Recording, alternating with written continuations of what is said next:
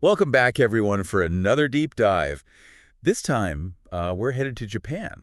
Virtually, of course. Oh, yeah, virtually. To take a look at their podcasting and entrepreneurial scene. Exactly. And to do that, we're going to be looking at this transcript from a Japanese podcast. It's called Abori Shimasaba Radio. Okay, Aburi Shimasaba Radio. And it's hosted by Hideki and Mayumi. Got it. So Hideki and Mayumi are our guides into this world. Yes, and we're looking specifically at their second episode. Oh, their second episode. So they're still pretty new to this whole thing. Yeah, still figuring things out. Which is kind of exciting because we get to be a fly on the wall for that process. Exactly. You can hear their excitement in the transcript. So they start off by chatting about listener feedback. Oh, they're already getting some. Yeah, they mentioned getting a few emails, which is pretty cool for only their second episode. That's awesome.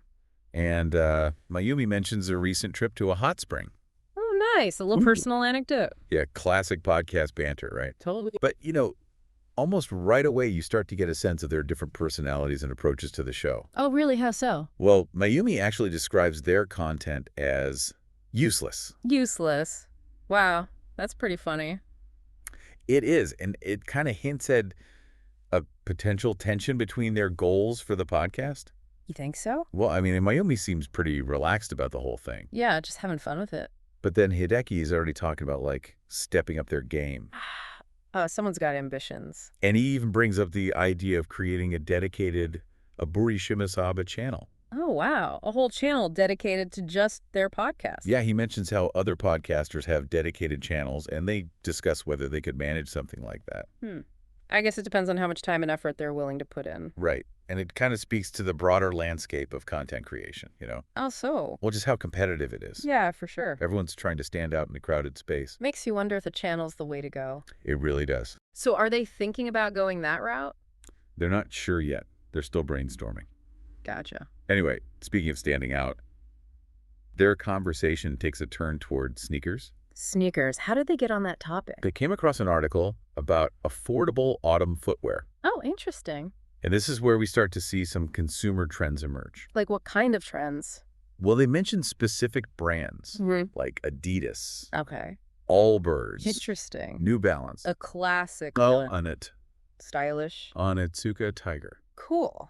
I like those. and of course Nike. Oh, of course, the big one. But it's more than just a list of brands. What else is there? Well, Mimi talks about switching from New Balance to Puma, specifically for walking. For walking. Yeah, because a stylish friend recommended them. Oh, so it's a style thing. It seems like it. Yeah. And it suggests that for Mayumi, comfort and style are equally important. Yeah, especially when it comes to footwear for everyday activities. Totally. And it also shows how word-of-mouth recommendations still hold a lot of sway. Especially when it comes to fashion. It makes you wonder what other subtle cultural influences are shaping their preferences. It really does. Did they mention anything else? Oh, yeah. There's this funny moment where Hideki admits he's always wanted a pair of Nikes, but has never actually bought any. Really? That's kind of surprising. Yeah.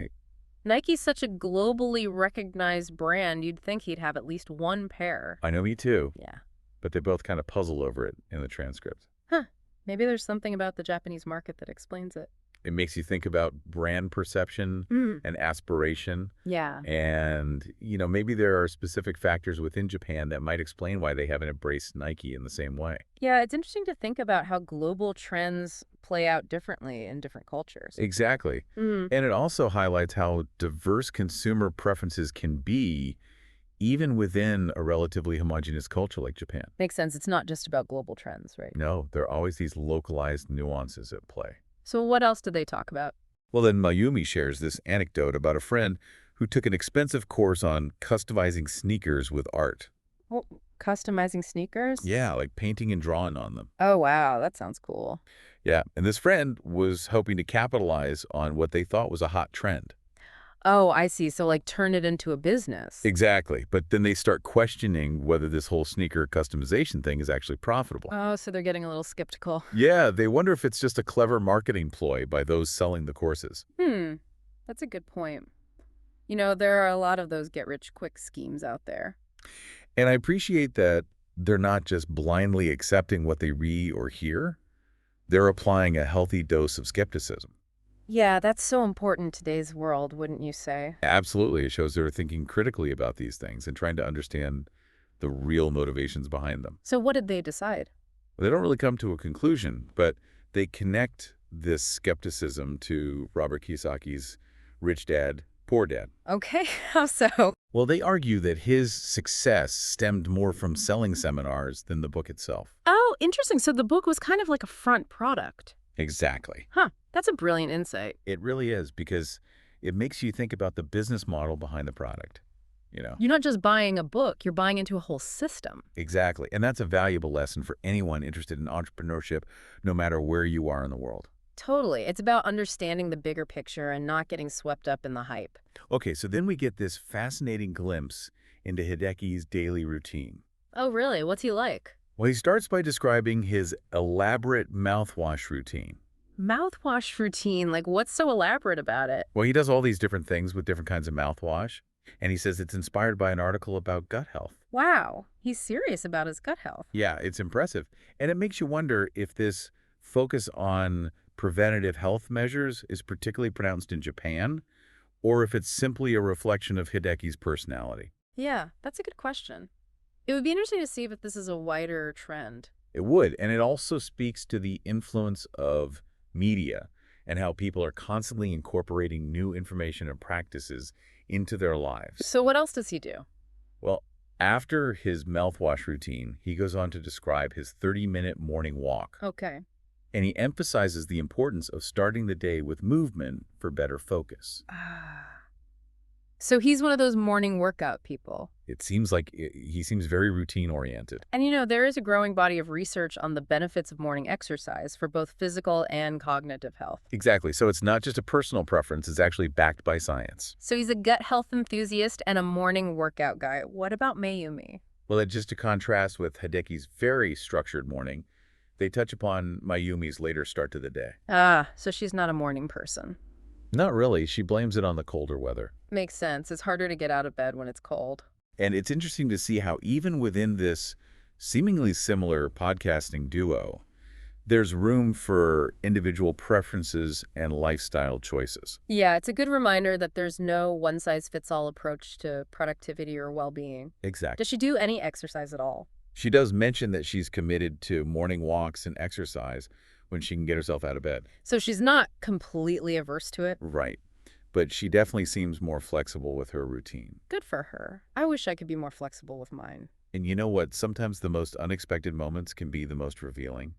Oh, what do you mean? Well, the episode suddenly ends with a technical glitch. A technical glitch? What happened? It's not clear from the transcript, but some unexpected music starts playing, and they both burst out laughing. Oh, wow. That must have been funny. It is, and I love that they just roll with it, you know? It shows they have a good sense of humor. Exactly. And it reminds us that they're human, just figuring things out as they go, just like all of us. Yeah, it's refreshing to see that kind of authenticity. And I think that's what makes this episode so insightful. You're getting this genuine, unfiltered glimpse behind the scenes. It's like we're eavesdropping on their creative process and getting a sneak peek into their personalities and values.